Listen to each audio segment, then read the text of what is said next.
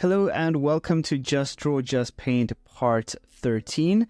This week we'll be taking a look at complex design. As you can see the reference board before you, I am aiming to do a squirrel being mounted by a character with a weapon. And so this is how my ideation starts, right? I'll just gather a board like this of just different ideas, reference for my squirrel anatomy, all that kind of good stuff, and get stuck straight into the thumbnail process. Now, as I mentioned in the process previously, right, I use the thumbnail process to eliminate bad ideas, but more importantly, it's to restrict my ideas. So typically when we're staring at a blank canvas, and this is coming out this week, a different video about how to solve for blank canvas issues, we try to eliminate that problem by taking a look at just getting something down with a simple idea. And here I just had that simple idea. I was browsing around, I saw a squirrel, and I thought to myself, you know, there are so many artists out there who have done mounted characters, but I don't think I've seen one mounted on a squirrel. And I love squirrels. They're great animals. We have a bunch of gray squirrels in our neighborhood. They're cheeky as hell, but they're also formidable little creatures, right? They look small, but they can do so much, and they're so agile. And I thought, wow, imagine seeing an IP like a video game or a movie where we could have something like this. And I think our brain naturally wants to go to the idea of elves because, you know, these things live in trees and so do elves. Therefore, we should do it like that. But I think we could also lean into the natural world that we know in terms of, you know, other IPs like Miyazaki films or other high fantasy that occurred in the 80s, like, you know, all that good stuff. And I kind of felt like I wanted to take this in that direction. I wanted to kind of do a blend of all of those ideas and kind of see where it would land. Now, drawing squirrels in general is going to be difficult, and I'll tell you why. Because if you've never done a lot of visual library of animals, you don't know the different levels of complexity. And when you do, you will discover pretty soon that the hard surface animals like horses, giraffes, buck, you know, even frogs, those animals are quite easy to draw because their form is very visible. You can see what they're doing. And so in that way, when you draw a character with a lot of fur, the form is hidden. So you have to imply the form using curves and using control of line weight, and of course, how to draw good sections of fur or hair. And a lot of the time, the detail's implied. You don't have to kind of do it. As long as you've got enough lines in there and enough implied fur, you can kind of show the form. Now, with that being said, you may have seen on my reference board, I had a bunch of anatomy on there, and that's to help me, right? It's to help me understand what is happening underneath the fur as I draw. So as I'm drawing all this stuff that you see in front of you, yes, I'm just drawing straight over the silhouettes to help me find the design and to pick out which one of these three I like the most. But I also ran this by my Discord group this week, and I said, hey, which one of these silhouettes do you guys like the most? And it turns out everybody liked the one on the bottom left that I'm drawing now. So that's the one I wanted to run with, just to kind of give myself a little bit more of a challenge. But also, I have to agree, I think it's the best pose because the character is visible and the silhouette is strong, and of course the squirrel itself has got a really nice dynamic pose. And when you're faced with the situation of asking yourself which pose to go with, pretty typically you want to go with the one that has the most movement, because when you're presenting your designs, the ones that have the most movement have the most character, and therefore people pay the most attention to them. So even in a situation where you have a portfolio of character designs, it's very likely that you're going to have people look at your work and not want to see the T-pose type stuff. They don't want to see the stagnant character just holding a weapon, standing there, doing nothing else with their hand on their hip type pose. Now, that stuff is useful to just kind of show off design, but it doesn't really show character or movement. And that's why a lot of character artists are showing off movement in their portfolios. They're showing animation, they're showing visual effects. They're trying to show that they have multiple skills that can be offered to a team of other artists who are working on a pipeline. So 3D artists, visual effects artists. If you can demonstrate more than one set of values in your portfolio as an artist, and this goes right back down to like just your ability to design well and come up with good ideas, then boom, right? You're just ahead of the game. And I think that's really, really important and something I want to emphasize today. Now, the other thing I want to talk about is the design process, right? You have seen from the board that I just had a bunch of random stuff thrown on there, and it may seem random to you, but to me, what I like to do in the design process is I like to save time when I'm not strictly held to account when it comes to the exact brief of something. And I like to use my rule of 3, which is if I can find 3 pieces of reference I really like and combine the awesomeness of all of them, then I'll end up with something unique that is intrinsically awesome, right? Now, this is something I learned very early on when I was kit bashing from toys, right? I used to take toy images and I used to bash them together to get a design that would show me something underneath it all. When I would drop the opacity or blur it out, I'd be able to see more information, and therefore I could pick out new design from that information. It's a really nice, fun way to explore design, and I'm doing exactly the same thing here. I'm not reinventing any wheels. I am borrowing the basic idea of a saddle, the basic idea of a harness around a horse, and I'm applying it to a squirrel in a logical way, where it would be positioned, how it would be shown, and I'm tweaking just the bare minimum of those things. Now, this is not a design brief. This is a just draw, just paint. So we're here to have fun every single week. We're here to draw fun stuff, explore, get better, all that good stuff that unfortunately we're so stressed when we're trying to improve our art, we don't do this stuff enough, right? So it's really important that you just put your heart and soul in what you draw, right? If you're keen on drawing something, go ahead and draw that thing, right? And make it really, really good, because it will resonate with the right people. And I really believe that. And I think in this day and age, when we're moving through so much new technology coming out, so many new video game technology, like there's just so much happening, I feel like the individual artist's voice is becoming increasingly more important than it has ever been before.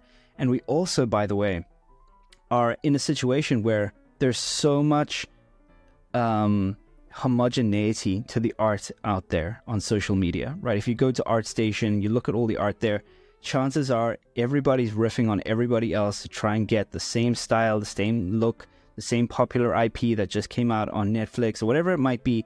There's something there that everybody resonates with because they think it's cool and they want to replicate it, which I think is not cool, because those projects were not started by people who inherently were born with that style. They were developed by a team of people who worked hard to find it. And there's no way you can find something, even with your own talents, if you're not leaning into who you are as an artist, right? So I don't fight that anymore. You know, I used to when I was younger. I used to be worried about that kind of stuff. But I'm here to tell you guys it's really not important. In fact, it's the opposite is true, which is your voice as an artist, what you like to draw and paint, is more important if you do it at a high level than anything else. So going into some technicalities here, I really enjoyed drawing these squirrel feet because they have these really hardcore talons, especially in the front. They have much longer nails for gripping the tree and for things that they climb. And in the back, it's a little bit more utilitarian, right? It's a little bit more controlled. And at the moment, I'm just fighting the pose and the silhouette, just seeing if I can position the foot differently. Ultimately, I decide to take a step back and go back with what I had in the thumbnail. And that I often find happens quite often. It's like my thumbnail's energy often has so much information in it that it's often correct. And I'm like, okay, well, let me just not mess with it and stick with what the thumbnail was doing, right? It's probably more correct. So I'm like, cool, let's do that. You'll also notice that I am separating the squirrel from the rider in this drawing. And that's because both of them could be considered their own kind of character. And I want to spend time on them individually. I can't concentrate on more than one thing at a time. That's just, my brain will fry. So I am trying to get the squirrel to look like a squirrel, to be posed like a squirrel, to have the right anatomy, to have the right fur feel, to have the leg come down in the right way for shortening, all that kind of stuff. I'm worried about this part of the drawing first, and I'm correcting its structure with fundamentals first before I jump into the rider. Then, once I have the squirrel down, I'll just drop the opacity on that, draw the rider in, and then combine the two and end up with, hopefully, a finished design. Now, of course, if this was a studio type setting, we could have taken all 3 thumbnails, and even if this is your personal work, you could have taken each thumbnail and drawn it out in a similar way and had a result. And the cool thing about this process is it's really fast if you just do it often enough, right? Like I am here with the series of Just Draw. And you can have 3 really cool, interesting designs. And believe it or not, this kind of weird, wacky, unique, fun ideation type work is the kind of stuff that sticks out in a portfolio, because it's not something people see every day, right? It's like, I have never seen a squirrel mount before. In fact, I tried to Pinterest find it. I tried to Google find it. Couldn't find any of them, right? I found a few weird squirrel images where they're like warriors and Magic the Gathering art and stuff like that. But nothing quite like this where it might pop up in a video game or a high budget Netflix show or something like that, right? So yeah, for me, this is kind of like explorative and kind of goes towards the direction of like, hey, this looks like a fun fantasy setting. Imagine a world where people just ride cool animals. And what would the antithesis of this be, right? It would probably be something like a rat and an evil guy. So at the moment in my head, as I'm drawing this character, I'm thinking, okay, he's one of the good guys, but I don't want to make him like a generic strong lad dude. Maybe I want to make him a bit more squat, not quite like a dwarf or a hobbit, but a little bit shorter. And I also kind of want to give him that old man look without making him too old, right? Because if he's too old, it's kind of like, well, why is a wizard riding a squirrel? You know, you might be thinking Radagast or something like that from Lord of the Rings, but that's not my intention. I kind of want someone who's a little bit more believable, a little bit more grounded.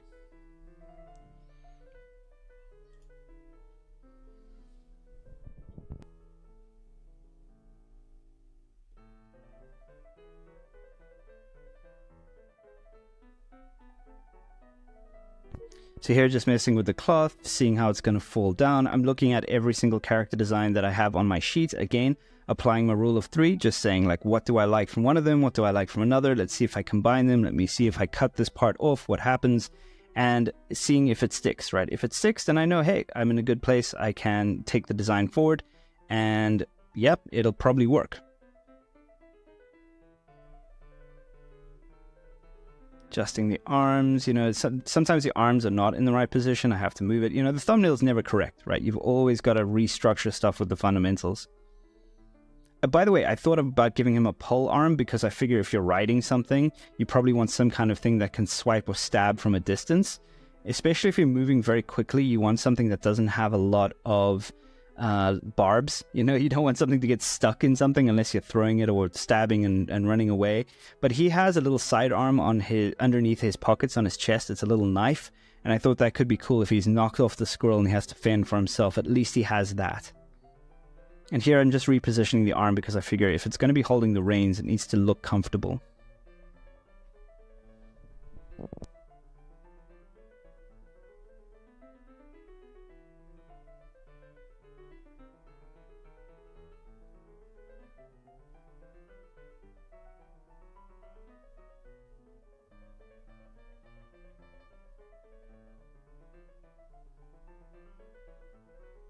Right, so we're almost there with the sketch, right? So we've got that. Now we can start the refinement process. And so I'm just going to get in here and start detailing everything out. Nothing particularly magical with the whole detailing process, other than I'm doing it in, let's call it real time here. I'm actually speeding up the footage, but I'm doing it in real time for you guys to take a look, because in previous videos, I haven't really included this part in the process. So maybe this week you guys can see a little bit more about how I go about this, right? It's just another layer. We're just going over things. Sometimes I actually use the layer underneath and I just refine that layer to finish, or I draw over it like this. I don't have any particular appeal for either method. They're both valid. Sometimes I find that you get better energy if you clean up the original versus drawing over it.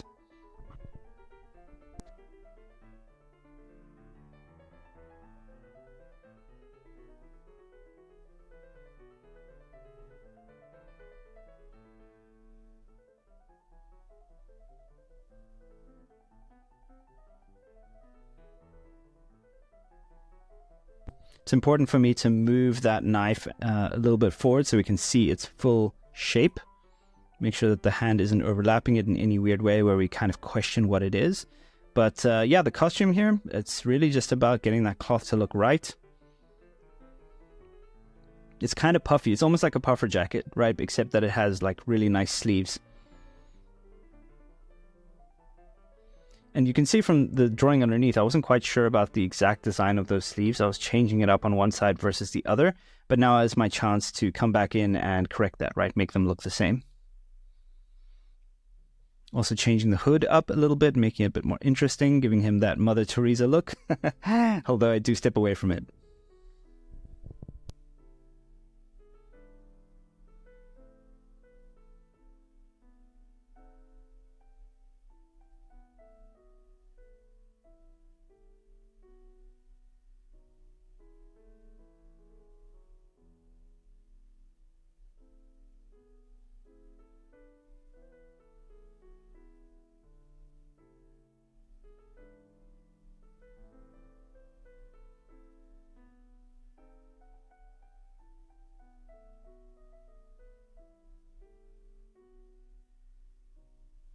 As you can see, the detailing process is a long one, right? You're just erasing, drawing back in, erasing, drawing back in. You're never quite done until it's done. So this is why I don't often record it for you guys, because it's a bit laborious. It's much easier to do a jump cut, right? And say like, oh, this is the one before, this is the one after. But let me know in the comments below if you guys actually like seeing this cleanup process as well. I'll include it. It does make the videos a little bit longer, and I'm sure some of you peace out, but for me, it's neither here nor there, right? It's going to get done anyway. If you want me to record it, I absolutely can. I hope you're getting value out of these videos, guys. I'm really enjoying the series. I'm trying to do something a little bit different every time. By the way, I wasn't a huge fan of that face design, so I'm actually taking a step back into my thumbnail to bring back the original appeal. Again, right, the original drawing does sometimes have better energy, more appeal. And one thing I want to change in a little while is actually the eye design, because I felt like he looks quite passive here, riding such a crazy beast. I wanted to make him look like he's a bit more of a badass, so I kind of gave him a scowl in a little while to kind of make up for that.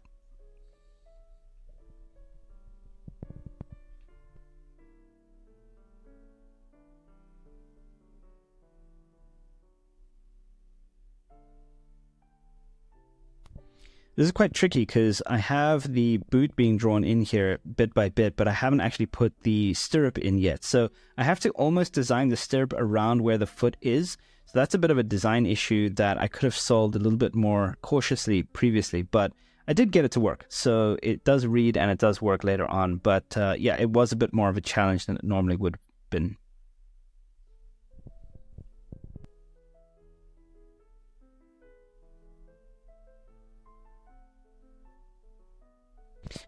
I tried adding something to the buckle here, but it didn't quite work, so I just remove it, right? So I'll do little efforts like that. I'll do like a separate layer, add something, see if it works. Otherwise, I'll just drop it.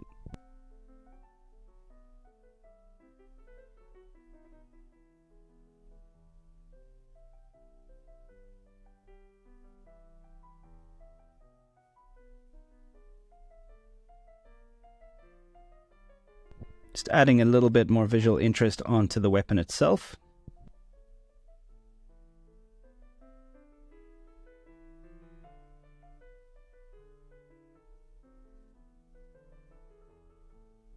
So here you can see I'm getting the stirrup back in, putting in a little blanket and a saddle strap. Pretty typical stuff, right? When you have enough reference, I found some really good reference. Someone did an incredible, crazy detailed horse with the harness and everything in 3D. It's like super next level amazing, and I managed to use that as my reference just to see where things are positioned, and was very useful because I could turn the model as well. Here, I just want to get some stuff on the back, just make him look a bit more like he's actually going places. He's got a blanket to sleep, you know, he's got a pouch, maybe he's got some food in it. Just something believable, right? You want to weight your characters with a sense of believability within their environment, and this kind of extra detail is a way to do that.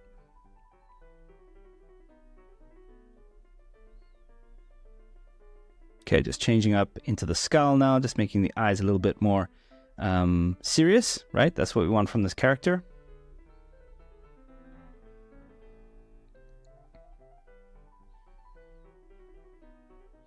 Adding the harness in bit by bit, so I took a little bit of a break there to just figure out that front bit. Now that I've got it, I'm able to come back in. Right, I don't want to bore you guys with like me trying to figure that out in like 5 different drawings, right? It'd be kind of stupid for the demo. But yeah, pretty straightforward stuff here. Just goes over around the neck, over the shoulder, that kind of thing. Sometimes just drawing belts and harnesses just makes things look cool, right? And it's a great way to separate material, right? So if you want a character to read, like for example, the squirrel, you can separate the head, the shoulders, the neck, the arms. You could even, if you know 3D terminology, you could cut your UVs around those parts and just texture them separately, because the belt acts as a divider, a natural divider. So now I'm drawing the harness around the mouth, underneath the chin, and it's slightly squeezing his fur, and squirrels have this really sort of cheeky cheeks, right? I want to say it like that, cheeky cheeks, where it's just super fuzz, and if you had to tie something around their face, it would do that. It would contort the fur and make the fur go overlapping and then kind of poke out underneath. And these hands and these feet of the squirrel are so expressive with all of these lines and these jagged parts.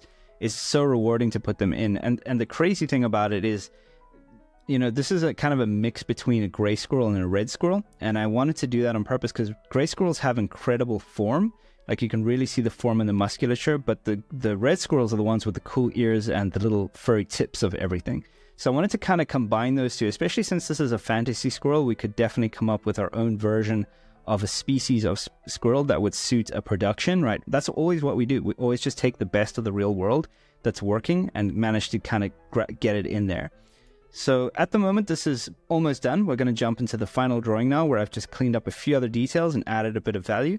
And that's about it. So I hope you guys enjoyed the demo today. It's kind of seeing how to take something that could otherwise be a very complex brief, like a rider on a squirrel, and turning it into a finished design, right? So thank you so much. I look forward to seeing you guys in the next video, and I'll chat to you soon.